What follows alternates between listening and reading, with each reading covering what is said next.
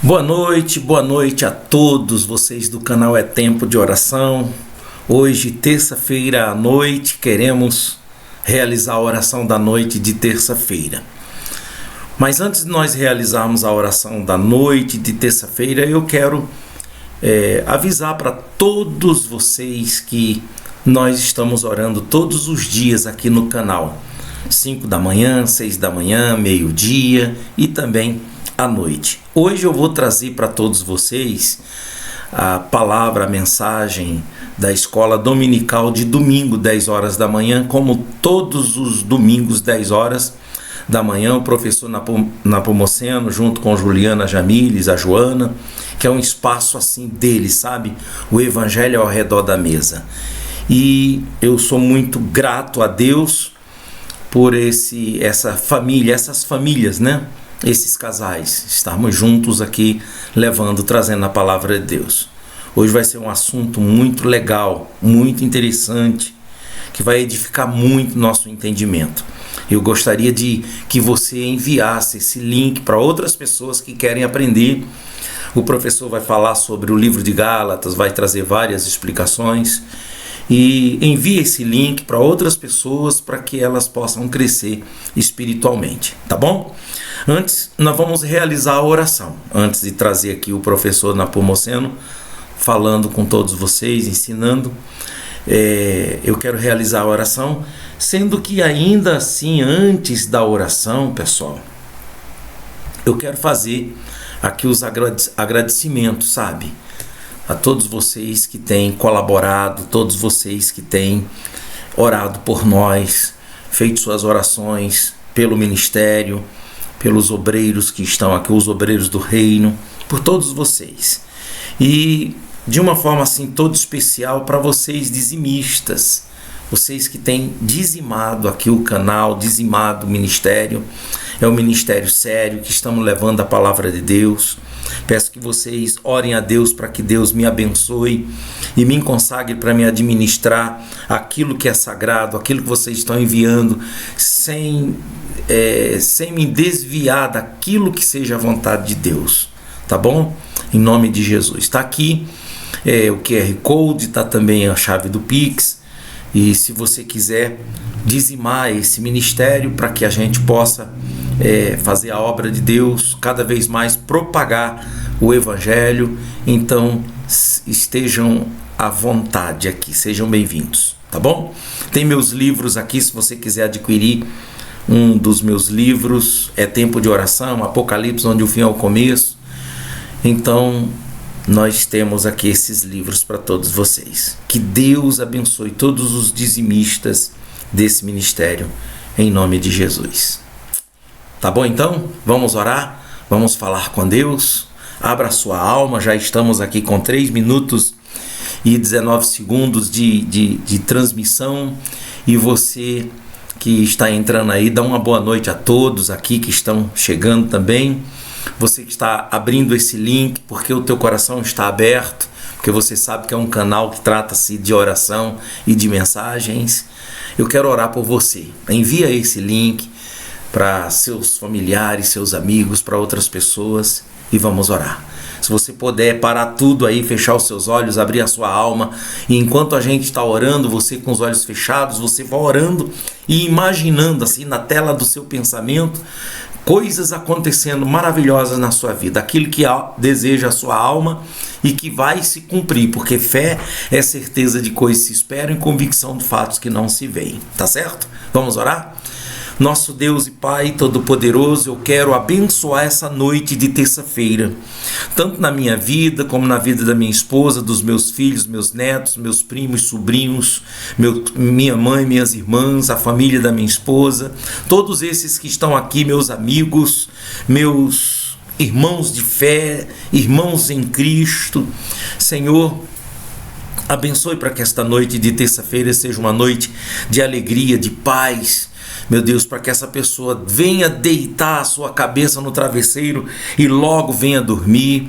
Em nome de Jesus, meu Deus, eu quero também orar por esse que não está orando comigo agora, nesse momento em que está indo sendo transmitido essa mensagem, essa palavra, esta oração, mas está em outro horário, e que o Senhor abençoe, Pai, pois esta oração ela tem validade para qualquer tempo que a pessoa abrir esse link, pois eu estou orando por todos que estão aqui inscritos nesse canal, todos, meu Deus, que estão aqui, meu Pai, nesse grupo Brasil em Oração, Itabirito em Oração, em nome de Jesus. Visite os enfermos, os que estão doentes, perturbados, que andam nervosos, descontrolados, Senhor, esses que sofrem de insônia, medo, opressão, depressão, vê vultos, ouve vozes, esses, meu Deus, que estão muito, meu Deus, preocupado com o amanhã, carregando consigo uma ansiedade, outros que estão carregando culpa porque estão olhando para trás. Senhor, abençoe o emocional, o espiritual, o físico de cada um, a saúde de cada um, Pai. Em nome de Jesus, eu quero pedir a sua graça, a sua bênção, que o Senhor alcance os que estão perdidos, os que estão desigrejados, afastados, fracos na fé. Eu sei que o Senhor está fazendo com que ela venha assistir, meu Deus, participar desta oração e ouvir essa palavra que vem, esse ensinamento, essa orientação do professor Samuel Napomuceno. Abençoe o professor Napomuceno, meu pai, sua esposa Joana, meu Deus, e toda a sua família. Abençoe o Juliano, a Jamiles, meu pai, abençoe todos que estão aqui nesse canal, todos que estão escrevendo seus nomes, pedindo oração, em nome do Senhor e Salvador Jesus Cristo. Amém. Amém. Glória a Deus, graças a Deus. Meus amigos, que bom estar aqui orando, falando com Deus. Envia então para alguém essa oração e pede para essa pessoa se inscrever no canal e clicar no sininho para que possa receber as notificações do YouTube, tá bom? E se você quiser entrar aqui num grupo que nós temos, o grupo de oração aqui do canal, é esse aqui, ó. Grupo de oração, entre para o grupo de oração, o WhatsApp tá aí, entra dando uma mensagem dizendo, coloca meu nome aqui, me inclui aqui nesse grupo de oração e nós vamos colocar você, tá bom? É isso aí, se você quiser precisar de uma orientação, de uma oração, nós estamos aqui também à disposição nesse número. Eu vou então soltar aqui o momento do professor, eu vou ter que desligar meu microfone. Então deixa-me desligar o meu microfone aqui e ele vai começar a falar agora. Espera aí, só um minuto. Sempre está conosco, nos abrilhantando aí com seus dons, graças a Deus por isso. Eu queria meditar em Gálatas, capítulo 5, um capítulo muito famoso nas cartas de Paulo. Na verdade, a carta aos Gálatas é uma carta muito provocadora e que tem as marcas profundas do apóstolo da graça, né? Na história do cristianismo, nós temos três grandes pensadores acerca da graça de Deus. Primeiro, o apóstolo Paulo, conhecido como o apóstolo da graça. Inclusive, tem um teólogo chamado F.F. Bruce, que tem um livro chamado Apóstolo da Graça, que tem uma leitura muito bacana da teologia paulina sobre a graça. Depois nós temos Santo Agostinho, na história da igreja, que foi chamado de doutor da graça, e Martim Lutero, que ecoou na Reforma Protestante o sola gratia. E a carta aos Gálatas foi talvez o texto que mais impactou a noção cristã sobre o conceito de graça. Esse provavelmente é um dos primeiros textos escritos do Novo Testamento. Tudo indica que foi entre o capítulo 14 e 15 de Atos, né? Se fosse olhar cronologicamente, que essa carta foi escrita antes do famoso Concílio de Jerusalém, onde foi decidido o que de fato os gentios deveriam praticar enquanto ética religiosa, né? Se tinha que guardar o sábado ou não. Esse foi um tema onde o apóstolo Paulo foi muito questionado, porque ele dava a liberdade aos gentios de amar ao próximo, de ser misericordioso, lembrar dos pobres, mas não impunha sobre os gentios o legalismo judaico, todo o ritualismo judaico, porque ele deixa bem claro que a graça é maior do que a lei nesse sentido, usa Paulo como, usa Abraão como referência, depois trabalha mais alguns conceitos de alegoria também no capítulo 4, mas ele defende aqui que a espiritualidade sadia, uma verdadeira espiritualidade, é uma espiritualidade que tem algumas características que o capítulo 5 parece nos descrever muito bem, né? Então, o contexto da carta aos Gálatas é que os judaizantes, que eram judeus, que se convertiam a Jesus, mas que guardavam todas as questões ritualistas, dogmáticas da lei, inclusive guardar o sábado, coisas muito, muito normais para eles, que eles já praticavam a circuncisão, muito bem lembrado, né? E eles impunham isso sobre os gentios, e o apóstolo Paulo, que quando pregou e deu início àquela comunidade ali, dos Gálatas, ele falou da liberdade que há em Cristo, e como que há coisa mais importante na espiritualidade cristã do que essas preocupações religiosas, que têm o seu lugar, mas que não é primordial, não é essencial. E ele chama a atenção dos Gálatas, que começaram bem no espírito do evangelho, da graça, da liberdade, mas que se aperfeiçoaram na carne, na justiça própria, na tentativa de agradar a Deus por conta própria. E aí no capítulo 5 ele trabalha isso. Eu queria fazer um link com os nossos dias, né? Como que a gente tem muitas experiências religiosas evangélicas hoje, né? Anteontem saiu o resultado do censo, que para alguns foi surpreendente, né? Porque acreditava-se que a partir do censo de 2010, eu estudei bastante o censo de 2010 na minha dissertação de mestrado, né, para falar sobre o movimento dos desigrejados, que não apareceu no censo de 2022, porque não teve essa pergunta se é evangélico, de qual denominação, era só se era evangélico ou não. Então não teve a classe dos evangélicos indeterminados, onde apareciam ali os desigrejados, né, que é pessoas que se diziam evangélicas, mas não estavam vinculadas à instituição. Muito provavelmente esses responderam nesse censo de 2022, que eram sem religião, ou sem vínculo institucional. E os sem religião continuam crescendo no Brasil. Mas a expectativa era que o crescimento continuasse muito grande dos evangélicos. Surpreendentemente, houve uma desaceleração no crescimento evangélico. Acreditava-se que até 2034, 2032, teríamos no Brasil mais evangélicos do que católicos. Agora, o prognóstico é que isso possa acontecer só em 2049. Então, alguma coisa aconteceu que continua crescendo, continua caindo muito o número de católicos, né, no Brasil. Esse declínio é acentuado ainda, o maior momento, até 1980, 1990, acho que 1980, o Brasil era quase 90% de católicos, hoje nós somos 56%, né? Isso em números aí, nós temos 100 milhões de católicos e cerca de 47, 48 milhões de evangélicos, né? E chama atenção, alguma coisa aconteceu que desacelerou o crescimento, continua crescendo o número de sem religião, outras religiões continuam a crescer, religião de matriz africana triplicou o número. Olha que coisa curiosa, né?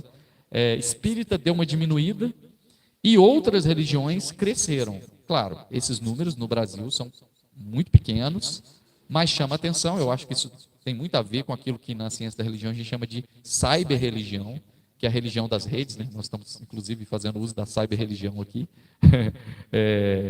Porque antes a gente não tinha contato nenhum com doutrinas de religião de matriz africana, e hoje você tem acesso a esse conhecimento. Antes a gente sempre tinha aqueles dogmas, aquelas doutrinas, aquelas teologias, né? Sempre de maneira muito marginalizada. Hoje você já tem muita coisa que trata desse assunto, e não somente nas religiões de matriz africana, mas também das religiões de matriz oriental, que hoje há uma divulgação muito grande. Ou seja, o ser humano o ser contemporâneo é um ser religioso que está em busca de algo. Mas chama atenção essa desaceleração. Alguma coisa pode estar desencantando alguns. E isso me chama atenção em relação a essa prática de espiritualidade, especialmente esse desencanto institucional. E o movimento evangélico, né, eu tenho uma aula na minha matéria de disciplina de ensino religioso, que eu falo sobre as raízes e as divisões do protestantismo. E falar isso, por exemplo, para um católico, para quem não está ambientalizado com o movimento protestante, eu acho que é uma utilidade pública, sim, porque se tem algo que você não pode generalizar, jamais são os evangélicos, né? Porque você tem luteranos que pregam de bata, pastores e pastoras que pregam de bata, e tem catecismo e tem liturgia muito parecida. Você tem anglicanos que também parecem muito com o movimento católico. Você tem a Congregação Cristã do Brasil, que o homem está do lado, mulher do outro e com véu. Você tem a Bola de Neve, que o púlpito tem uma prancha, o pastor é todo tatuado e conservador. Olha que doideira, né? Você tem os movimentos neopentecostais que cresceram, mas estão em franco declínio nos últimos tempos. E é difícil você falar, né? Você tem movimentos sociais engajados, você tem igrejas que não estão nem aí por essas questões sociais. Então é difícil você falar, evangélico é isso. Dificílimo. Então quem não está familiarizado com a sociologia da religião protestante no Brasil vai ter dificuldade. E no meio disso, você tem dentro do movimento evangélico expressões de espiritualidade sadias, parecidas com o evangelho, e expressões de espiritualidade que não dá para falar, isso é bom. Isso me faz lembrar da carta aos Gálatas, porque o apóstolo Paulo está criticando expressões de espiritualidade que para ele eram doentias, né? A carta deixa bem claro que a lei não foi dada com o propósito de salvação e de aperfeiçoamento. Que a lei foi dada para acusar a nossa condição de pecado e gerar em nós contrição, e a partir da nossa contrição nos rendermos a Jesus. Ela aponta para Cristo. O fim da lei, o propósito da lei último é, olha, você é pecador, você não dá conta, você tem que se render a Jesus, né? Lutero falava que a lei não é aquilo que a gente consegue fazer, é aquilo que a gente deve, mas não consegue fazer.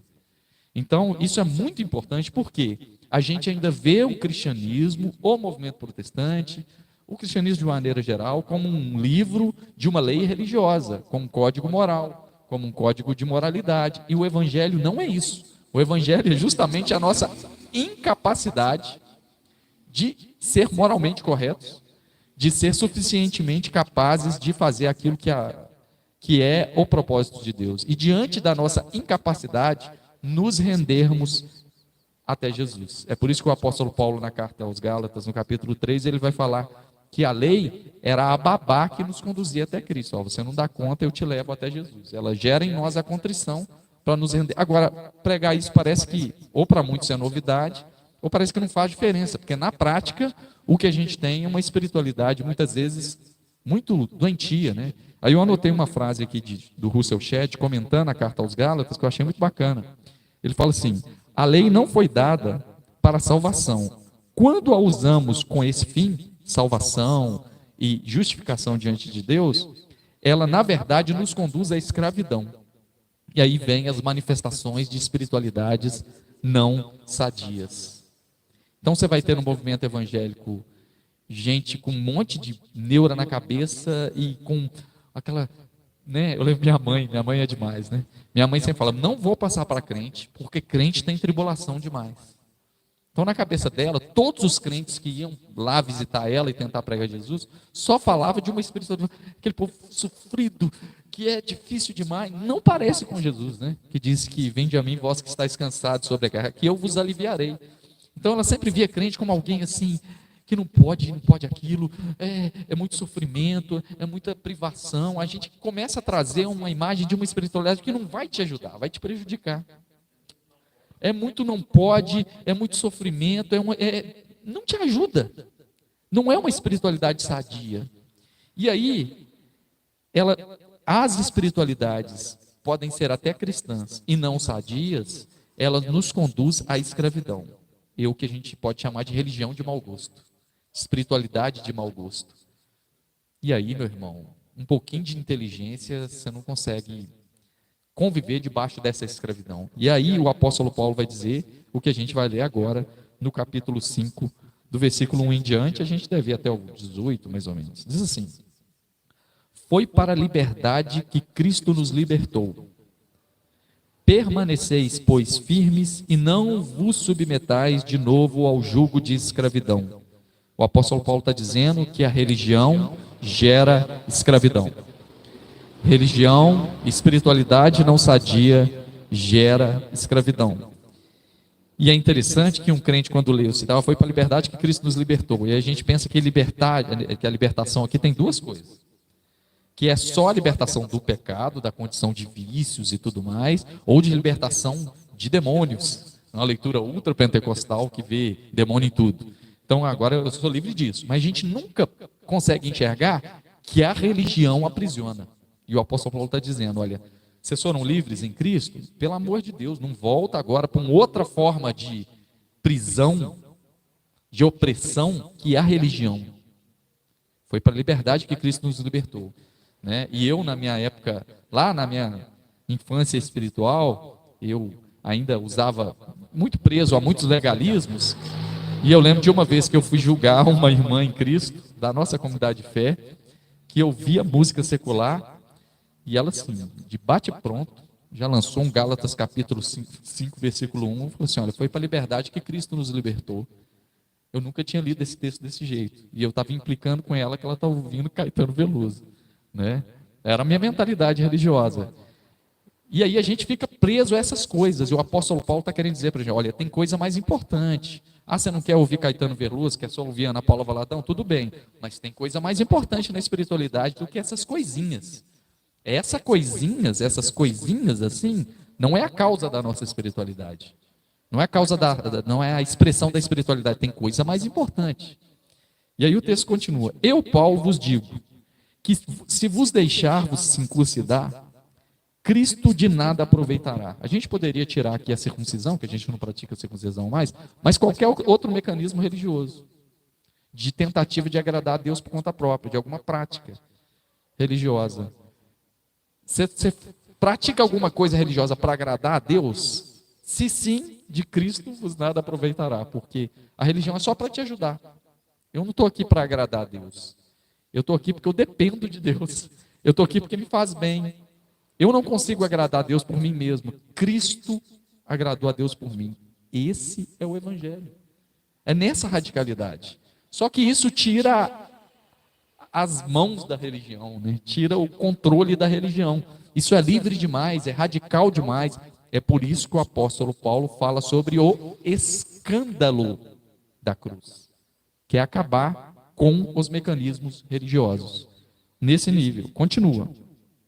De Cristo vos desligastes, vós que procurais justificar-vos na lei, da graça decaístes. Que versículo profundo. Você está tentando agradar a Deus por conta própria, com mecanismos dele, da graça decaístes. Está querendo comprar a Deus com a sua barganha? Da graça decaístes. Com outros mecanismos? Da graça mecânica. Isso pode ser útil para a sua caminhada? Pode.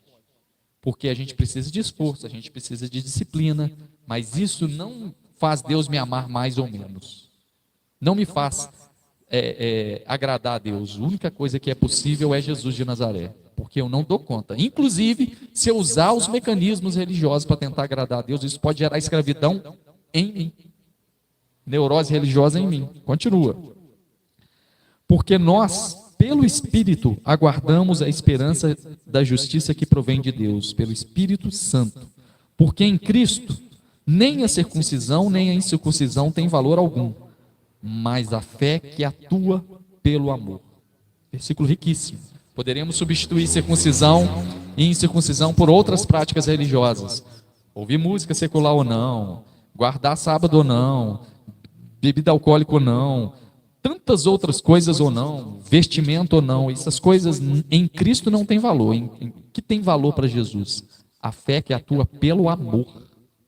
Fortíssimo isso. Uma fé que atua, uma fé que age, e a sua voz é o amor, porque a gente é conhecido como discípulo de Jesus, não pela circuncisão ou incircuncisão. A gente é conhecido como discípulo de Jesus não porque tem cara de crente, roupa de crente, vocabulário de crente.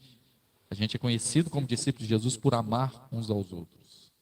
E a gente esquece isso e fica preocupado com a parafernália religiosa.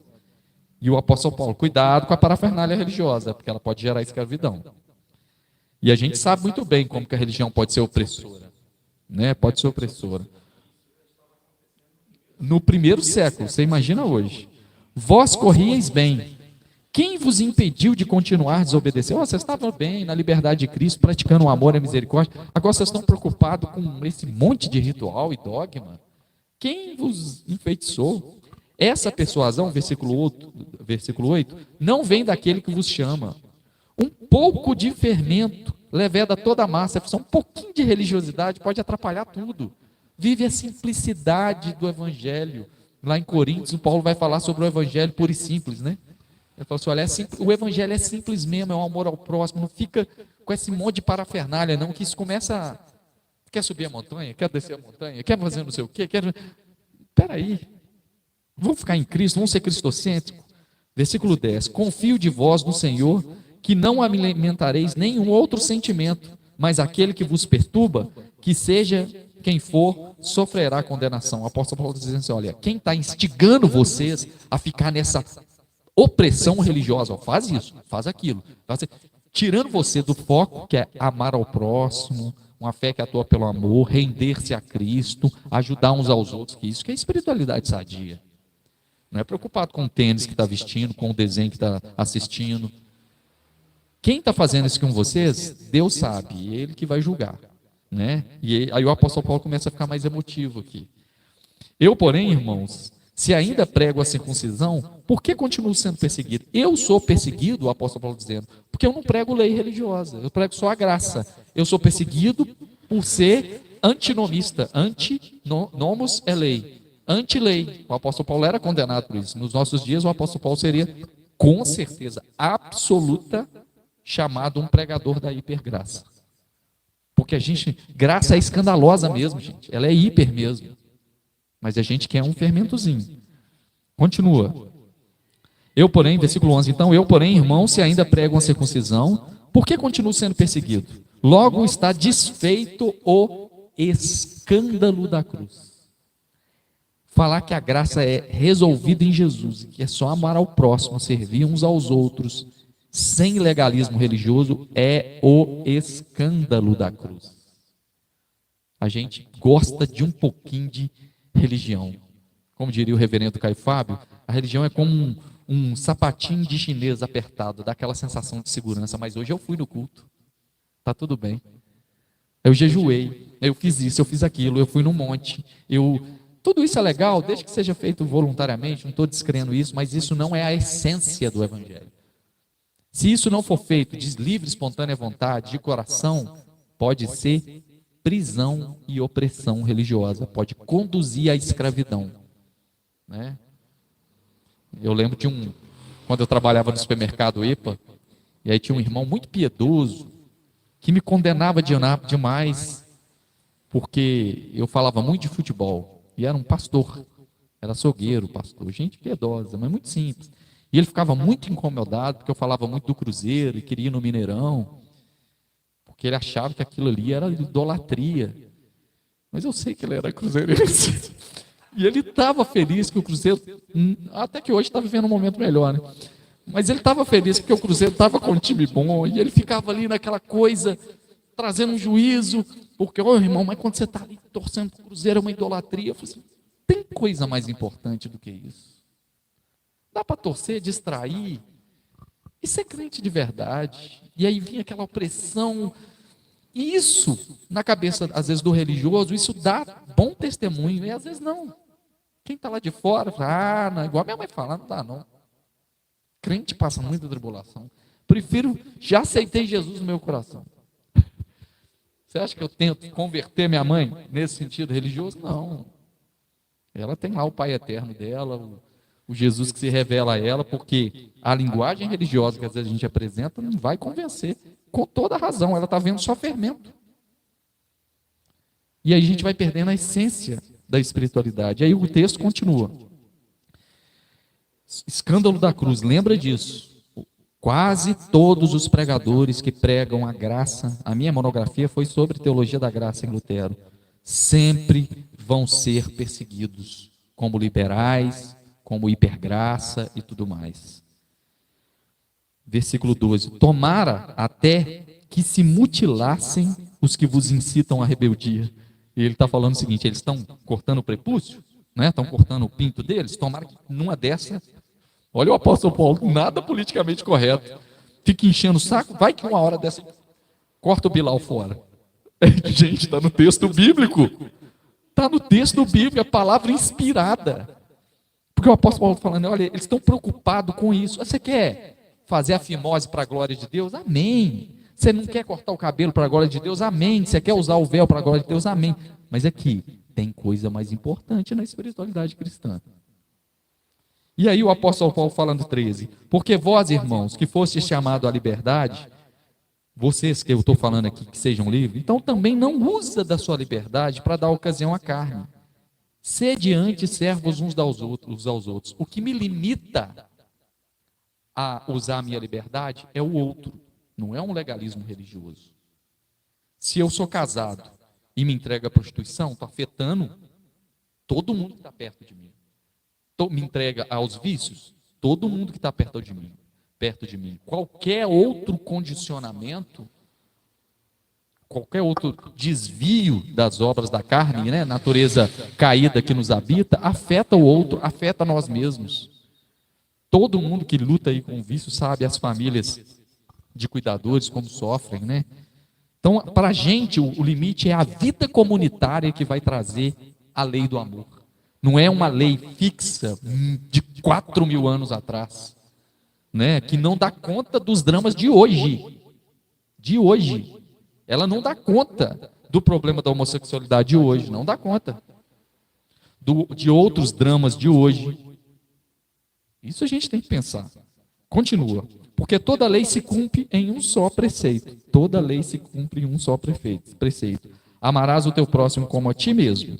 Se vós, porém, vos mordeis e devorais uns aos outros, vede que não sejais mutuamente destruídos. Digo, porém, andai em espírito e jamais satisfareis a concupiscência da carne. Porque a carne milita contra o espírito e o espírito milita contra a carne. E aí ele vai falar sobre as obras da carne, mas vamos ficar por aqui. Interessante que ele fala, olha, vocês se preocupam muito, vocês usam muito o fermento da religião e do legalismo para controlar a carne, mas ela não resolve. O único que te conduz à libertação das paixões da carne é o Espírito, não é a lei. A lei te acusa como aquele que prega contra o adultério e adultera. Né? Quem nunca viveu existencialmente aquele provérbio? Quanto mais reza, mais assombração aparece. Você sabe. Não, mas não pode, Deus, em nome de Jesus, em nome de cai, porque você é assim. Quem nunca passou por uma estação da caminhada, você fala, meu Deus, me tira disso. Né? Igual a pessoa que está querendo emagrecer e pede a Deus, Senhor, me emagrece. Não é você mesmo que tem que emagrecer. Né? E o apóstolo Paulo vai dizer que a gente recebeu o Espírito que nos conduz à libertação das obras da carne, não pelas obras da lei, pela palavra da lei, mas pela obediência a Cristo. É pelo render-se a Cristo que eu recebo dele o Espírito Santo, suficientemente capaz de ir acalmando as pulsões que me habitam, andando em Espírito. A gente faz o contrário. O apóstolo Paulo está dizendo, andar em Espírito e não satisfazeis a vontade da carne. A gente tenta não satisfazer a vontade da carne para andar em Espírito. A gente inverte a ordem. Em vez de confiar em Jesus, amar uns aos outros, viver a espiritualidade comunitária singela, a gente fica montando um monte de lei. E aí, além, pronto. E nele, pelo Espírito dele, pela graça e misericórdia dele, nós somos conduzidos a libertações das paixões da carne, que ainda nos habita. É isso que o Lutero falava de simultaneamente justo e pecador. Isso é consciência da graça. É por isso que o líder religioso, o pastor, ele tem que ser humano igual o crente que está lá. Ele não tem que vir com a cajadada na cabeça do outro que caiu.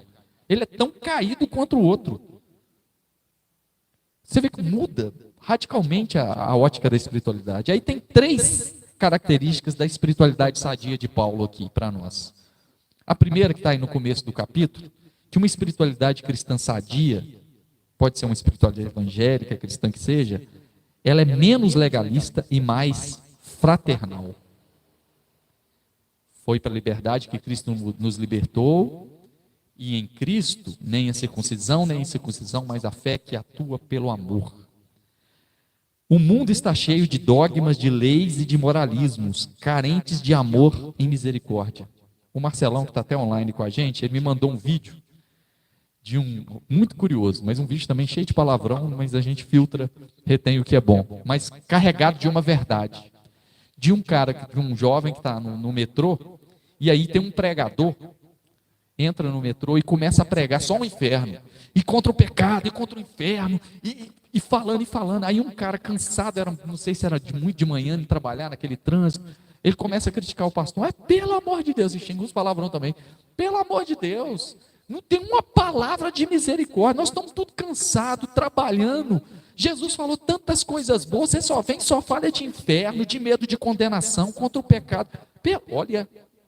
Olha o grito da alma, querendo menos dogma e buscando mais amor e misericórdia. A gente está precisando disso, voltar para o amor fraternal. Olha para o Juliano pregou aqui, Lucas 13, né? Foi 13? 14. Eu gosto muito de Lucas 14, 15. Né? Em 14, Jesus vai na casa do fariseu e conta a parábola, não de condenação, mas de exortação. Lucas 15, Jesus vai na casa de um pecador publicano e conta a historinha de mulher que perdeu a dracma perdida. Conta a historinha de um pai perdoador, de um filho que saiu para gandaiar. Conta a história de tudo lá, um pastor que deixou 99 ovelhas. Ele conta a palavra da misericórdia. A gente tem que ser mais misericordioso. E a gente fica transformando o evangelho em moralismo. Como diria o pastor Antônio Carlos Costa, a gente prega mais Moisés do que Cristo. E a gente tem que tomar cuidado com isso. Nisso conhecereis se sois meus discípulos, se amardes uns aos outros, não é se guardardes um monte de lei religiosa. E a gente fica, ou a gente guarda por conta própria, por mérito, né? E engraçado que eu tive essas fases na minha vida, né? Quando eu me converti, e eu, na busca pelo Espírito Santo, eu fui extremamente legalista. E eu lembro que eu não gostava de ir no culto de adolescente da igreja, porque eu achava que os adolescentes eram muito carnais. Que eles ficavam dançando na hora do culto. E eu saía do culto de jovens e ia para o monte. Porque eu estava ali me justificando. Pô, era super... Mas eu era coisa de menino espiritual, né? A gente amadurece. E aí eu descobri que quanto mais eu rezava, mais assombração aparecia, porque isso não me santificava. E eu fiquei por uma fase muito legalista. Depois eu passei por uma fase muito teológica. Aí eu descobri, fui estudar teologia, fui vendo, olha só como que eu era muito legalismo. Olha só, passou o Antigo Testamento, eu tenho que viver na graça. Aí eu fiquei zelando pela teologia correta. Eu virei uma metralhadora de heresias. Aí eu fiquei naquela fase muito assim, não, isso não é verdade. Criticavam o neopentecostalismo, criticavam não sei o quê. Fiquei assim, cheio de verdade, mas sem amor ainda. Até você entender que a espiritualidade sadia não se manifesta nem pela neurose legalista e nem pela presunção da verdade sem amor. A espiritualidade sadia se manifesta pela fé que atua em amor. Hoje, para mim, eu não estou preocupado com a teologia correta, ortodoxa, se o irmão sabe grego e hebraico. Tem um monte de crente que fala assim, não, um pastor adequado para saber pegar bem, para não ter nenhum desvio, ele tem que dominar o grego e o hebraico. Não é isso que eu aprendi com Jesus. Saber o grego e o hebraico é legal? Legal, mas Jesus diz, quem tem ouvidos, ouça. Não é quem sabe grego, entenda.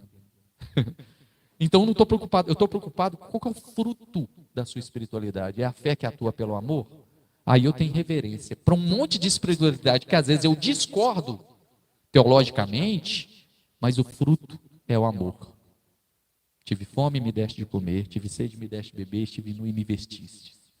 Então, uma espiritualidade sadia para o apóstolo Paulo é menos legalista e mais fraternal, porque ainda que eu tivesse todos os dons e toda a teologia correta, sabendo grego e hebraico, todo o conhecimento do mundo, sem amor, de nada aproveitará.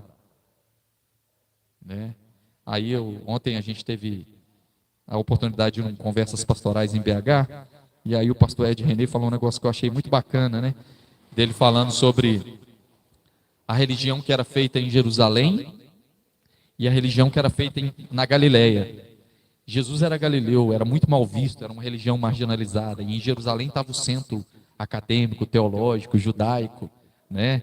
E super preocupado com o zelo da lei, e preocupado com as pedras do templo. E às vezes era no meio da Galileia, de Samaria, que você via o bom samaritano estendendo a mão e sendo misericordioso. E ele fez um paralelo entre, às vezes, né, a gente pode até pegar aqui o catolicismo medieval, que você tinha lá as catedrais suntuosas, mas você tinha Francisco de Assis estendendo a mão para o pobre, para o misericordioso, sabe? Entendendo o seguinte: olha, a coisa mais importante do que a gente preocupar com as pedras do templo. Olha que coisa, né? Então, uma espiritualidade mais... Como é que é a sua espiritualidade hoje, como crente? Você está mais preocupado com o quê? Com a teologia correta? Com o legalismo religioso? Ou com o seu vizinho que precisa de misericórdia? Ou com tantos outros que cruzam o seu caminho e que quer te ver como uma pessoa amável? Porque é muito, muito possível você ser crente pra caramba e não ter um pingo de amor. É muito, muito possível você ser crente, ganhar muitas almas para Jesus e perder a sua alma, sem a capacidade de amar. O que adianta um homem ganhar o mundo inteiro e perder a sua alma? Disse Jesus. Segunda coisa que Jesus ensina, que o apóstolo Paulo nos ensina aqui, é que espiritualidade sadia é um relacionamento místico com o Espírito Santo. O apóstolo Paulo está dizendo: andai no Espírito, andai em Espírito, e não satisfazei. Isso aqui é legal demais, eu entendo isso. Antes eu estava preocupado muito com o legalismo religioso para buscar o Espírito. Eu não entendi que era de graça que eu recebia o Espírito Santo, e que era Ele que me aperfeiçoava, e não a minha tentativa. Depois eu fiquei preocupado em me relacionar com uma teologia correta. Então a gente acha que às vezes a nossa fé é uma confissão ortodoxa, correta, do cuidado com as heresias, e a gente perde a essência do Espírito. Eu anotei aqui para nós: a nossa espiritualidade é viva. Aí eu gosto dos pentecostais, né? Eu gosto dessa raiz pentecostal. O Espírito Santo está aqui, ele fala, ele guia. Essa semana o Haroldo me compartilhou umas coisas que ele recebeu do Espírito Santo. Olha como é que o Espírito Santo estava orando de manhã, fazendo um devocional, e aí eu entrei nas redes e recebi essa mensagem. Olha como é que testificou. Gente, é o Espírito Santo. Uma teologia correta não faz isso.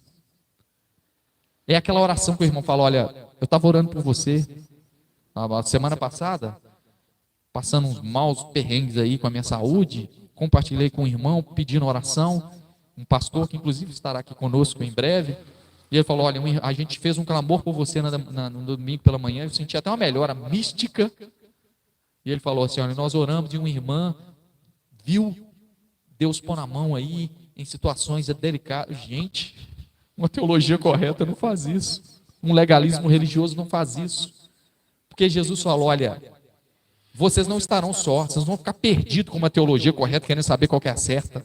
Nossa espiritualidade é viva, não nos relacionamos com um conceito ou com uma confissão de fé, mas com o Espírito da vida. E isso é legal. Por que um monte de gente às vezes deixa uma tradição cristã? Porque era mecânica. Isso aconteceu comigo. O que me fez apaixonar pelo pentecostalismo? A pregação espontânea. Eu estava acostumado com a pregação litúrgica católica, e a hora que eu era piedoso e estava lá, era aquela coisa repetitiva, e aquela coisa, a mesma coisa sempre, aquele ritualismo, e aí de repente eu vejo um pastor apaixonado, pregando, chorando, saindo chamas dele. Cara, isso é o Espírito Santo, a gente tem que resgatar isso. Agora eu vou ficando todo teológico e seco. O que é isso? Deus continua falando. Andar em espírito é o relacionamento místico com Ele. E o apóstolo Jesus diz lá em João capítulo 15 ou 14: Ele vos guiará a toda a verdade. É Ele, não é o conhecimento do hebraico.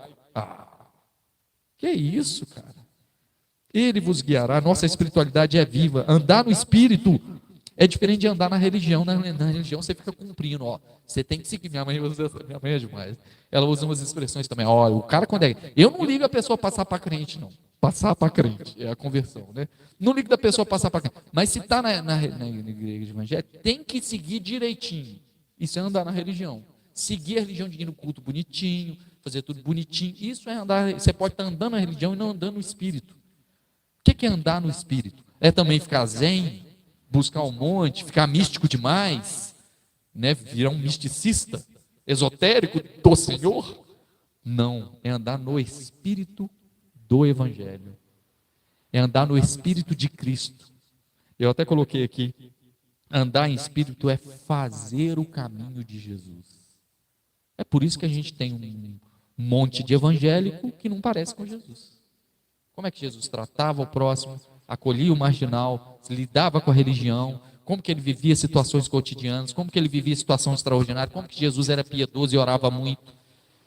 É andar o caminho de Jesus, os passos de Jesus, esse que é andar em espírito. E aprendendo dele, se desdobrando no evangelho, internalizando ele, essas coisas que às vezes nos incomodam como religioso, porque nós somos seres culpados, né? Vai resolvendo em nós. E a gente sabe muito bem de como que a religião, ela escraviza e Jesus liberta. E a terceira coisa da espiritualidade sadia para o apóstolo Paulo, que a espiritualidade sadia é aquela em que eu sou transformado. Isso aqui é demais, cara, também. Porque quando ele fala que a gente tem que, primeiro, ter uma espiritualidade mais fraternal, que atua pelo amor. Segundo, andar em espírito, entender que é uma espiritualidade viva. Porque, meu irmão, se você está achando que você tem que transformar a sua igreja em uma faculdade teológica, você nunca vai alcançar o irmãozinho simples lá de 2 dentes, um em cima e um embaixo. Nunca vai falar a linguagem dele. E é o Espírito que visita ele de madrugada, faz ele acordar, orar por você. É Deus, né? E aí o apóstolo Paulo vai falar que é andando em Espírito que essas pulsões que são preocupações da religião, a religião que fica preocupada que o irmão caiu. O irmão caiu. Em Cristo, a gente é levantado. A religião fica super preocupada com essas coisas do pecado, da queda. Em Cristo, o Cordeiro de Deus tira, o pecado está resolvido em Cristo. A religião ficando com essas paranoias, escandalizada com essas coisas. E aí, o apóstolo Paulo vai dizer, essas coisas que a gente fica preocupado, vai sendo resolvida. Então, a terceira marca da espiritualidade sadia é nela que sou transformado. Religião não transforma ninguém, gente. Religião traz uma máscara terrível. Máscara terrível. Você que prega contra o adultério e adultera, o apóstolo Paulo vai dizer, você fica cheio de orgulho. Religião e teologia correta, ortodoxia, não muda ninguém, somente o Espírito nos livra da nossa egolatria. O grande pecado do ser humano é a egolatria. O que são essas obras da carne que o apóstolo Paulo fala que são conhecidas e são? Manifestações do ego. É o ego. Por isso que em Jesus nós temos um condicional: negar a si mesmo. Se conseguir negar a si mesmo, você vai cumprir toda a lei. Porque você vai amar o próximo. Você vai amar Deus sobre todas as coisas. Né? Você só consegue amar o outro como você ama a si mesmo quando você sai do trono do ego. E aí o apóstolo Paulo vai trazer uma lista de obras da carne que é conhecida de nós. Se a gente passar por ela, as obras da carne ligadas à sexualidade, prostituição, impureza e lascívia. Por favor. Você pode não ter sido uma pessoa do job, como diriam meus alunos adolescentes, que é a linguagem que você fala aí da prostituição. Mas você sabe, seu coração sabe o que é prostituição, impureza e lascívia. Em algum momento você já passou por essa estação. Nos habita, são conhecidas de nós. Aí depois vem, e é o quê? Prostituição, impureza e lascívia. É um narcisismo, é um hedonismo, é uma busca da autossatisfação. E até hoje, você não precisa de lei religiosa para saber que isso faz mal, porque Deus fica triste. Lógico que Deus fica triste, porque você está se destruindo. Prostituição, impureza, lascívia pode virar compulsão sexual, pode virar dissolução interior. Hoje tem um monte de psicólogo, neuropsicólogo, falando dos males que as prostituições diversas que a gente tem no nosso tempo, exibicionismo, voyeurismo, fetichismo, né, pornografia, isso faz um mal tóxico. Né? Desregula tudo, atrapalha a vida de casado. Não precisa de lei religiosa para isso, mas o apóstolo Paulo está dizendo, isso tudo não são conhecidas. As obras da carne ligadas às relações interpessoais. Porfia, fofoca, dissensões, facções, panela. Tudo tem igreja. Dissensão, facção tem na igreja. Panelinha, favorece um, favorece o outro. Todos são conhecidos de nós. Ciúme, inveja. inimizades. Nosso Deus, inimizade é mato. Na sua família você nunca experimentou inimizade, não? Por causa da política, então? Né? Aí você passa pelas obras da carne ligadas às compulsões, glutonarias, bebedice. O cara não bebe, não é alcoólatra, não é viciado em rede social. Ele é alcoólatra, critico o irmão que bebe um vinhozinho, mas o cara bebe Coca-Cola assim, só litrão, cheio de vício, se intoxicando. São conhecidas da gente, o apóstolo Paulo está falando, né? Andando no Espírito que ele vai nos transformando nisso, porque a religião não transforma. Ela vai enganando você aqui que você não adultera, mas você é lascivo. Ela engana você aqui que você é santo, mas você tem um péssimo relacionamento com seu filho, péssimo relacionamento com seu patrão, porque religião não transforma. É só o Espírito Santo que transforma. E um grande sinal de espiritualidade sadia é: você tem se melhorado? Tem se melhorado como pessoa? Não andei com Jesus, o Evangelho para mim é essa transformação. Somente o C.S. Lewis vai dizer: de todos os homens maus que eu conheço, os maus e religiosos são os piores, porque nós somos transformados à luz do Espírito Santo. E aí a gente tem que olhar para nós e ver quantas vezes eu sou tão religioso e continuo chato, sabe? Aquelas imagens dos religiosos megeras, né? Nossa, foi no culto. Aí eu falei, que você culto para ser igual minha avó desse jeito, com essa língua afiada? Porque a religião não transforma. Então a espiritualidade sadia tem essas três marcas: menos legalista e mais fraterna, mais amorosa, misericordiosa. É um relacionamento místico com o Espírito Santo, ele vivo, toca, fala, e ela gera transformação. É uma transformação espontânea, porque o fruto é do Espírito. Se as obras da carne nos habitam e são conhecidas de nós mesmos, e eu não me orgulho de nada disso aqui, o fruto é do Espírito Santo. E se a gente usar a religião para tentar dar conta disso, vai gerar escravidão. Nos dê a graça de andar sadia. E a minha oração é que nós possamos ser mais parecidos com Jesus. Andar no Espírito é fazer o caminho de Jesus. E saber que eu sei em mim os esqueletos que me habitam. Eu olho as obras da carne e falo, isso aqui tem que melhorar ainda. Ó.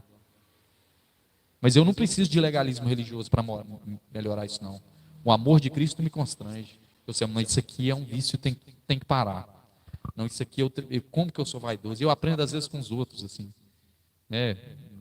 Às vezes como que meu ego é sutil, velado. E a religião vai só dar uma maquiada nele, assim, um sepulcro caiado. Né? Mas o Evangelho vai nos confrontando também nesse sentido.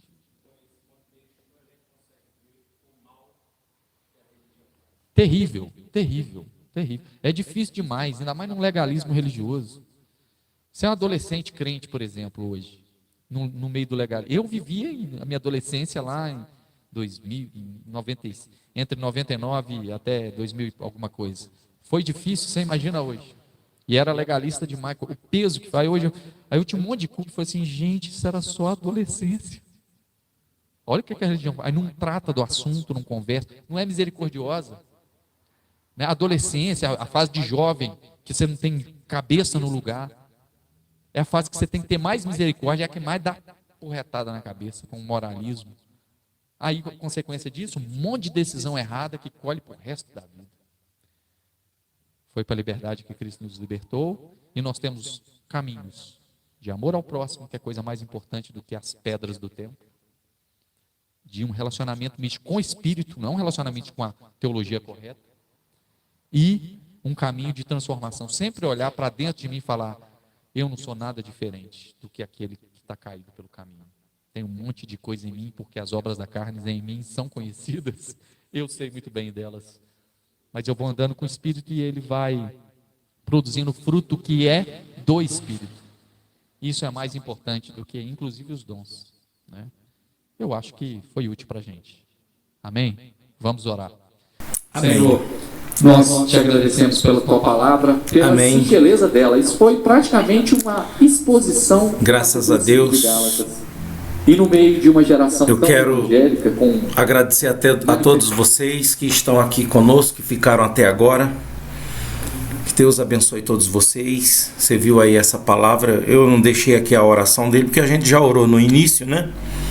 Então, todos os domingos, às 10 horas, você tem aqui presencialmente em Itabirito, na rua José Benedito 375, no bairro de Santa Eufigênia, você tem essa escola dominical ao vivo aqui, presencialmente. Se você quiser vir, venha, seja bem-vindo, tá bom? Independente de sua religião, denominação e sua denominação evangélica, não importa a sua interpretação teológica, a gente vai compreender, entender e aceitar você do jeito que você é. Tá bom? E também é transmitido todos os domingos às 10 horas da manhã a escola dominical com o professor Napomuceno, Samuel Napomuceno. Eu queria até nesse momento pedir aqui para vocês que, se vocês pudessem fazer uma doação para a gente promover esse estudo, essa palavra. Se eu conseguisse R$200 para promover aqui, para aplicar no YouTube, para promover essa pregação, esse ensinamento aqui, iria alcançar a cerca de 5.000 pessoas. Isso mesmo, porque aí a gente iria promover o vídeo para chegar a alguém.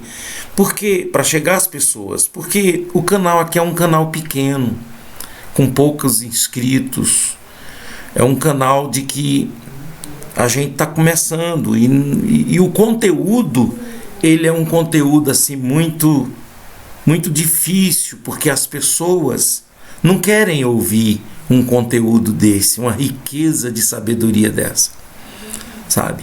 Mas quando aí a gente promove, com R$400 a gente iria levar essa mensagem para mais de 10.000 pessoas. Você acredita nisso? Você vê a necessidade da oferta, do dízimo, né? E é assim. E é por esta razão, se você puder fazer isso, está aí a chave do Pix. Você que quiser fazer uma doação, eu só gostaria que você especificasse, se você puder especificar, dizendo de que é para promover essa pregação, esse ensinamento, essa aula aqui, que foi falado sobre Gálatas capítulo 5, tá bom? Deus abençoe a todos vocês e até a próxima oração. Nós estaremos mais uma vez, 5 da manhã, 6 da manhã, a meio-dia e também à noite com a oração. Fiquem com Deus e até a próxima.